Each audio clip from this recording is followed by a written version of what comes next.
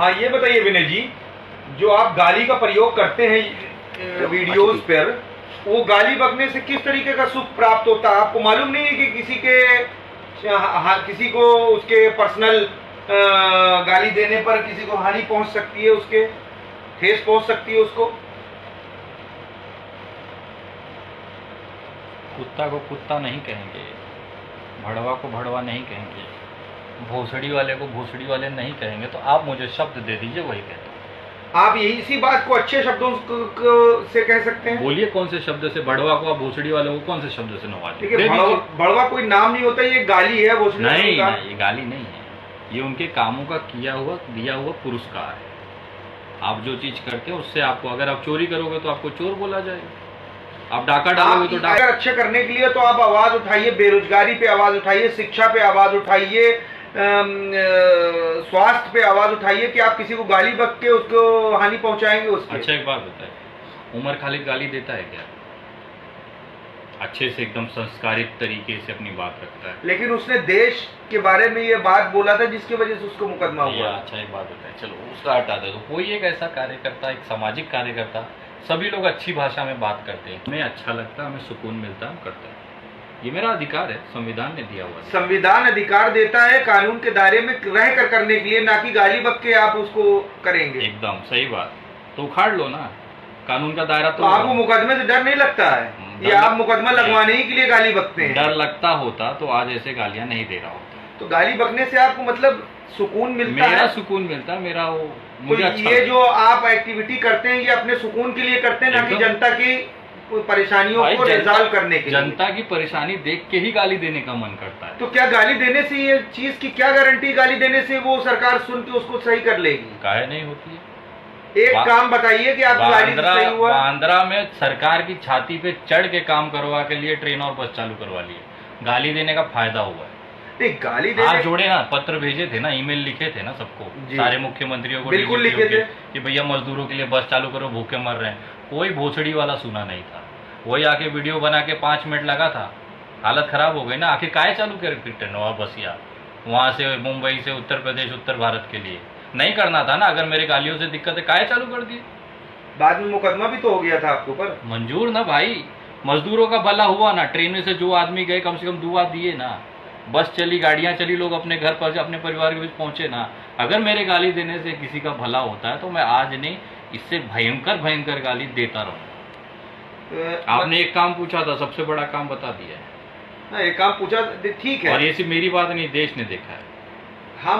हमारा कहने का मतलब ये है कि अगर आपने उस आपदा के टाइम पर इस तरीके की एक्टिविटी की जिसमें प्रवासी मजदूरों को फायदा हुआ, लेकिन हुआ, बिल्कुल हुआ। कैसे हुआ? लेकिन आप ये इस चीज की गारंटी कैसी कि आपकी गाली बकने ही से हुआ? वो तो काहे से पहले काहे नहीं हो गया?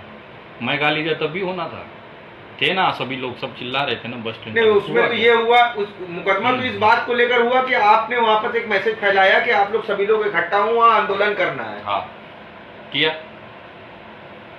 समाचार तो यही दिखा रहे थे। किया ना, मना कहाँ था? उखाड़ लो ना, गलत हूँ तो काहे रुके? मुंबई पुलिस है, कोई बच्ची पार्टी नहीं है कि यूपी पुलिस नहीं है या दिल्ली पुलिस नहीं है कि इधर उधर करके लपर लपर। नहीं, आप ये मुंबई पुलिस को चैलेंज कर रहे हैं। मुंबई पुलिस 1 नंबर पुलिस है, मैं ये कहना चाहता हूँ। उनके इन्वेस्टिगेशन से ना कुछ बच नहीं पाता है। आप भी अगर गलत किया होता तो आज यहाँ पटना में बैठ के गालियां नहीं। यूपी से और यूपी की सरकार से ऐसा कौन सी दुश्मनी है आपको कि आप मुंबई पुलिस को तो सही कह रहे हैं, जब चूंकि आप वहां रहते हैं। आपको ये डर है कि अगर मुंबई पुलिस के खिलाफ कुछ कहे, अगर हम बोल देंगे तो मुंबई पुलिस हमारे खिलाफ एक्शन करेगी, हमको जीना हराम कर देगी। आपको फिर से याद दिलाता हूँ, 14 अप्रैल सन 2020 को मैंने महाराष्ट्र में रहकर, मुंबई में रहकर महाराष्ट्र सरकार के खिलाफ, देश की केंद्र सरकार के खिलाफ रह के बात किया था। जेल तक गया और जमानत पे बाहर। अगर मुझे डर लगा होता तो मैं महाराष्ट्र सरकार के खिलाफ, मुंबई पुलिस के खिलाफ नहीं बोलता। अच्छा जी। अभी आपका आगे का क्या प्लान है? भाजपा मुक्त भारत। कोई जाति दुश्मनी भाजपा से? मुझसे क्या, पूरे देश की दुश्मनी। कितना काम करवा रही है भाजपा? एक गिना दीजिए। रोड बनवाया हमारे यूपी में पूरा, आप आइए प्रयागराज में पूरा कुंभ में पूरी रोड बनी और 20 लाख करोड़ का पैकेज दिया। इलाहाबाद से आपको बनारस आने में कितना समय लगता है? पहले लगता था 6 घंटा, अब लगता है 3 घंटा। गजब। पहले जीटी रोड एकदम चकाचक थी, अभी फ्लाईओवर का काम चल रहा है, तो पहले आपको 6 घंटा लगता था जब एकदम क्लीन रोड थी। अब फ्लाईओवर का काम चल रहा है, जगह जगह गड्ढे खोदेगा तो आपको 2.5 घंटा आपको लगता है। शायद ये पता नहीं है कि फ्लाईओवर सारे बन गए हैं, ये भाजपा की सरकार में ही बने हैं, और अगर जो बन रहे हैं अच्छा। काम तो हो ही रहा है ना भैया, तो हो रहा है तो उसके लिए तारीफ भी करेंगे ना। तो एक बार तो कभी आपके मुंह से बीजेपी के कोई कार्य की तारीफ तो सुना नहीं। जैसे ही हम सोचते हैं कि अब तारीफ कर दें, तब से 50 फोन आ जाता है, भैया नौकरी चली गई हमारी। नौकरी चली गई, चली गई, 2 करोड़ नौकरी का वादा किया था, लेकिन इस आपदा में भी 2 लाख नौकरी दी उन्होंने। कहाँ दिए भैया?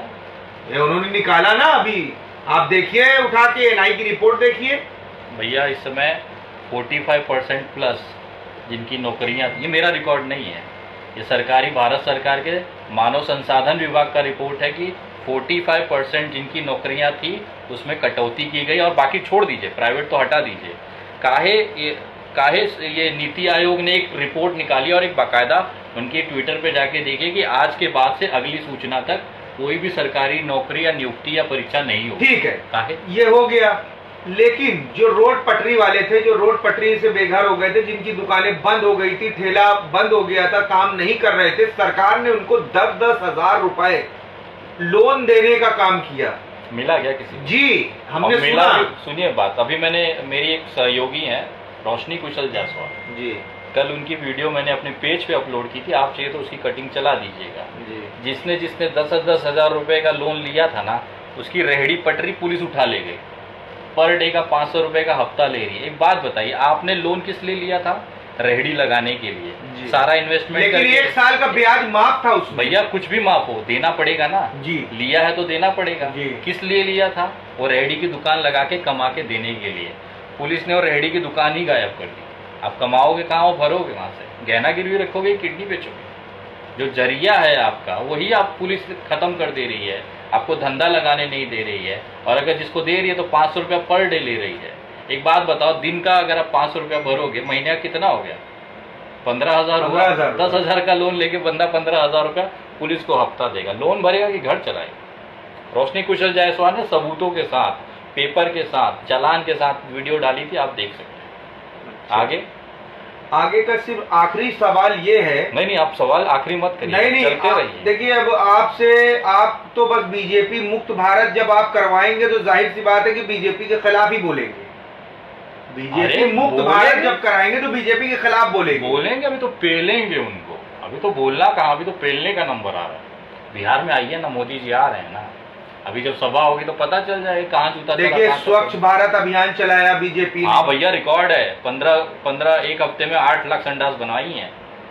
जोक हो गया 15 सेकंड में एक संडास। 15 सेकंड में तो साला गू बाहर नहीं आता है। ये 15 सेकंड में ये उपलब्धि है कि इन्होंने संडास बनवा ली है। कैसी बातें कर रहे हैं पत्रकार महोदय? आप लगता है ग्राउंड रिपोर्ट नहीं देखते हैं। भैया मैं नहीं बोल रहा हूँ, मेरी बात नहीं। एक हफ्ते में 8 लाख संडास नरेंद्र मोदी जी ने खुद आके, उसका बाकायदा प्रचार हुआ था मन की बात में, बहुत सारा डिक्लेयर न्यूज चैनलों पे रिकॉर्ड चली थी। एक हफ्ते में 7 दिन के अंदर 8 लाख संडास बनवाई थी। 15 सेकंड में एक संडास। आदमी हगने बैठता तो बाहर नहीं आता 15 सेकंड, मौसम बनाना पड़ता। देखिए, क्या जो 72 साल में नहीं हुआ वो अब मोदी सरकार कर रही है। जैसे राफेल खरीदा, पावर बढ़ाया, देश को एक ताकत दी राफेल से। जरूर, राफेल आया, देश को ताकत दी। इसी के लिए चाइना अंदर तक आके 3,200 किलोमीटर हमारा ले गया। वो राफेल का वहाँ का झंडू बाम खेलने के लिए रखा। ये कैसे कह सकते हैं 3,200 किलोमीटर आ गया अंदर?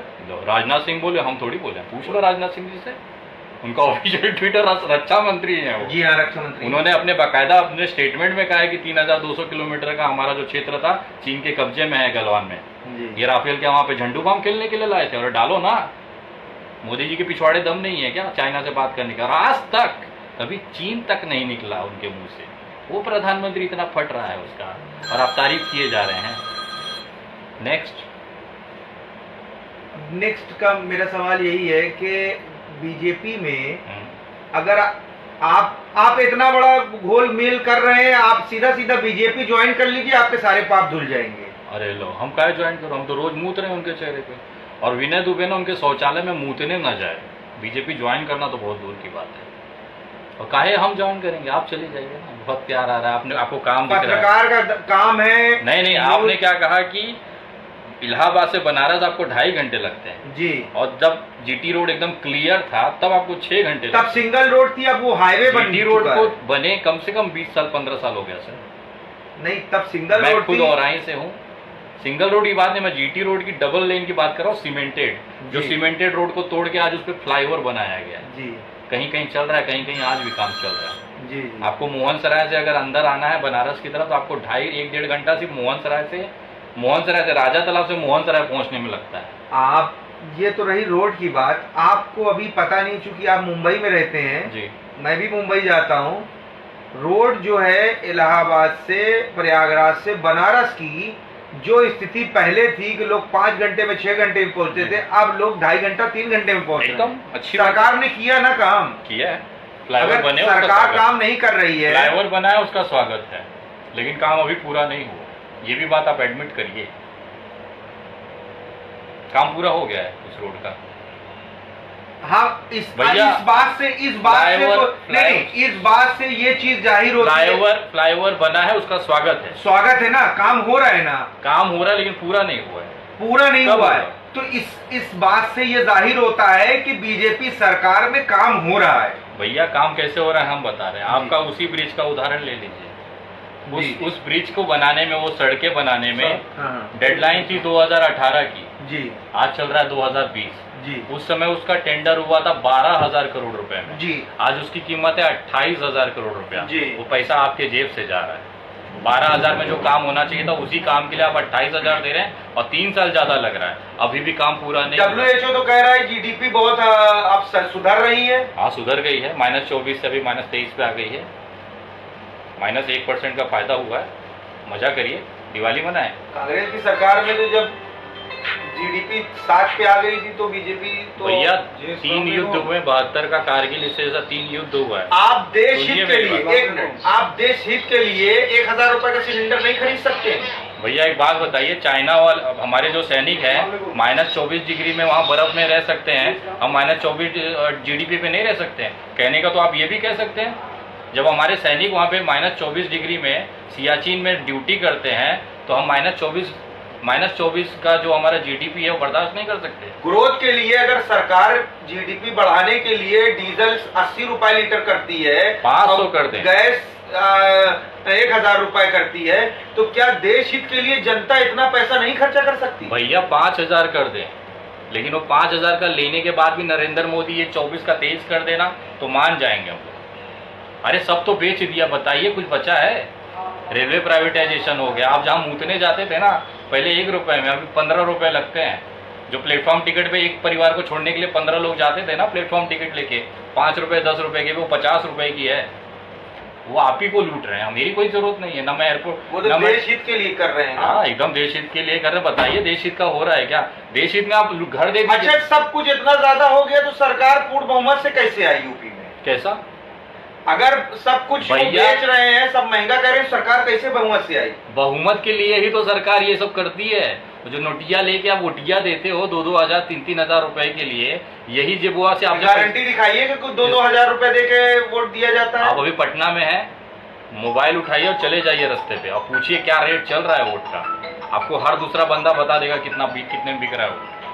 बाकी दूर छोड़ दीजिए, उत्तर प्रदेश बिहार चुनाव छोड़ दीजिए, अभी इस समय करंट चुनाव आप यहाँ बैठे हैं ना पटना में, चले जाइए एक वीडियो निकाल लीजिए कितना पैसा मिल रहा है, आपको पता चल जाएगा। दारू बंद है ना पटना में, कल ही आपके सामने गाड़ी के सामने दारू वाला लहर रहा था ना, कैसे हो सकता है? ये दारू तो बंद है, सरकार ने देश हित में बंद किया है, लेकिन पटना में लोग दारू पी के गिरे पड़े। ऐसे तो शायद पूरे इंडिया देश में गांजा भी इलीगल है लेकिन बिकता है। पुलिस के हफ्ते के बाद बिकता है भैया, ये कौन बताएगा? आधी बात बता रहे हो आप। पुलिस हफ्ता नहीं ले तो यहाँ एक जूता ना चोरी हो। कर तो आप ही रहे हैं ना पत्रकार महोदय, कहीं ना कहीं आपका भी इन्वॉल्वमेंट है उसमें।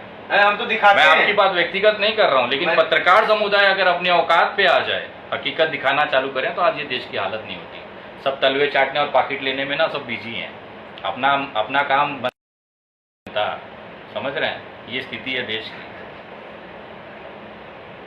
की। आप देश के प्रति इतना लगाव कर रहे हैं, बीजेपी के खिलाफ बोलते हुए, भैया मौजूदा हालात में अगर सरकार बदलती है, कांग्रेस की आती है, तो क्या आप कांग्रेस को भी इसी तरीके से अपशब्द का प्रयोग करेंगे? साले सबके सब चोर हैं, सब मिलके बेवकूफ बना रहे हैं। क्या आप अपना रेट बढ़ा रहे हैं क्या? भैया रेट कौन देगा? अच्छा मैं तो सबको तो गरिया रहा है, सबकी माँ बहन कर रहा हूँ, कौन रेट देगा? तो गरियाना आप बीजेपी को गरिया रहे हैं, तो कांग्रेस अगर बात में आती कांग्रेस को लेती है आपको तो। मैं अपनी बात को साबित कर सकता हूँ। मैं कह रहा हूँ साले के साले सारे चोर हैं। इसका कारण है जब भाजपा को सर विधायक कम पड़ता तो कौन सी पार्टी आगे आती है अपना विधायक देके बेचने के लिए? रेट तो कौन बढ़ा रहा है आपको पता है? जो विधायक 15 करोड़ में बिकते थे आज 45 करोड़ 100 करोड़ की बोली लगती है। पैसा कहाँ से जाता है? बोली लगने के टाइम में आप मौजूद रहते हैं क्या? देश मौजूद रहता है, मेरी क्या बात है। सारे जिनकी औकात कुत्तों के एक रोटी खाने की नहीं थी, आज वो फॉर्च्यूनर और 5 स्टार होटल के रिसोर्ट में जाके प्रेसिडेंशियल स्वीट में रुकते हैं जिसका भाड़ा एक दिन का 7 लाख रुपया, उनकी औकात है। और वही विधायक खुलेआम भाजपा के विधायक जो भाजपा कन्वर्टेड, मतलब जो कभी कांग्रेस और कभी दूसरे पक्षों में थे, कन्वर्ट होके का बीजेपी है, वही 2-2 हजार रुपए का लेके बच्चों को बांटते हुए वीडियो आप ही दिखाए थे ना। विधायक अगर वो विधायक चुना जाता है अपने क्षेत्र से और विधायक बनता है और विधायक बनने के बाद वो फॉर्च्यूनर गाड़ी से चलता है और बड़े बड़े होटल में रहता है, तो उससे आपको जलन किस बात? नहीं जलन नहीं, अच्छी बात है। काहे देश बेच रहे हैं? देश की विश्वास, जनता का विश्वास वो काहे बेच रहे हैं? और मैं बात करूं पार्टी के गठबंधन की, यहाँ कोई कितने भी कि हमें क्या मिलता, कौन सा हमें देने वाला है? भैया आप चुने गए। मेरे को एक बात बताइए, मैं क्यों कहता हूँ सारे सारे के चोर हैं? क्योंकि जब भी बीजेपी को जरूरत पड़ती है तो कांग्रेस वाले ही आते हैं। और ये इसलिए सरकार बना लेते हैं कि ये भोसड़ी वाले जो बिकने को तैयार है ना, ये सब्जी मंडी में ये भोसड़ी वाले जो बिकने को तैयार है ना, कांग्रेस के और बाकी दूसरे दलों के नेता, इसी की वजह से कांग्रेस बीजेपी का कॉन्फिडेंस लेवल हाई होता है। जिस दिन ये भड़वे बिकने बंद हो जाए ना, देश की हालत सुधर जाएगी। और भाजपा की इतनी औकात नहीं है सरकार बना ले जब तक लोग बैठे हैं यहाँ पे बिकने के लिए। नेक्स्ट ठीक है, अब आप जनता को संदेश दे दीजिए, कोई अपना गालियों से नहीं, गाली नहीं। जनता को काहे गाली देंगे? हम जिसको देते हैं एकदम खुला देते हैं। गाली नहीं, संविधान के दायरे में रहकर, एकदम संविधान के दायरे में रह के देते हैं। अच्छा आनंद सिंह की लौड़ाक सरकार बोल रहे वो संविधान के दायरे में था, काहे नहीं एफआईआर होकर मुकदमा होता तो है उनके ऊपर? हाँ हुआ, कोई मेरे को एक दिखा दीजिए लौड़ाक सरकार बोलने पे मुकदमा हुआ है। हम भी बोलेंगे लौड़ाक सरकार, उखाड़ लो मेरा। ठीक है, ये थे विनय दुबे जी जिन्होंने अपनी बात बड़ी बेबाकी से रखी और कुछ शब्दों का प्रयोग। एक मिनट, अभी खत्म नहीं हुआ है। चूतिया बनना बंद करिए, आवाज उठाना शुरू करिए। अगर ऐसे चुप रहेंगे तो बकचोद बन के ना लोग आपको पेलते रहेंगे। जनता को मेरा क्लियर मैसेज। ये थे विनय दुबे जिन्होंने अपनी बात बड़ी बेबाकी से रखी, खुल के रखी और हमेशा जिस तरीके से बीजेपी का विरोध करते थे आज भी उसी तरीके से विरोध कर रहे हैं। और इनका कहना ये है आने वाली सरकार अगर चेंज होती है और कांग्रेस की सरकार आती है तो भी हम इसी तरीके से विरोध करते रहेंगे अगर सरकार गलत करती है तो। उनकी नीतियों की, उनकी भी माँ का झोपड़ा। जी जय हिंद। धन्यवाद, जय हिंद।